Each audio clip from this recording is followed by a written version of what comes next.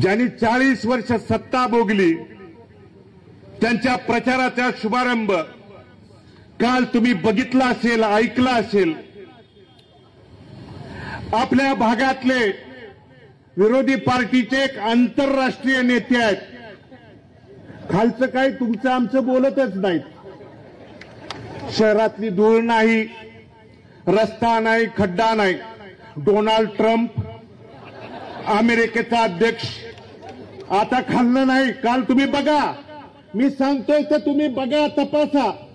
काल काय बोलले? 175 कोटीचे रस्ते आणले, 230 कोटीचे अमुक आणले, लाखात हजारात तर भानगडच नाही. आणि आता हवेत जमिनीवरचं बोलायचं बंद केलंय त्या नेत्यांनी. वरून उड्डाण पूल, सरगम चौकातनं उड्डाण पूल काढायचा आणि अर्बनच्या अलीकडे आणायचा. का अर्बनला अडचण येते? इकडून उड्डाण पूल आणायचा, तिकडे न्यायचा.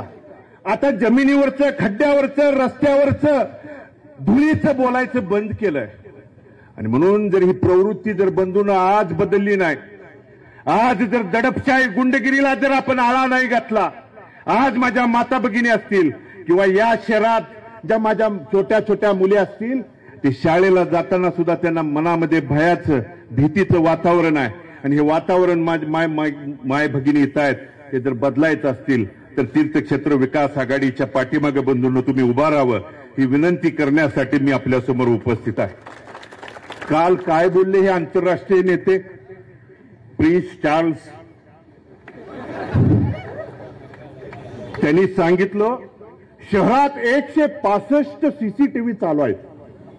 किती? 165 सीसीटीव्ही. त्याच्यावर पोलीस प्रशासन निगराणी राखतोय. आम्ही त्याच्यावरची निगराणी राखतोय.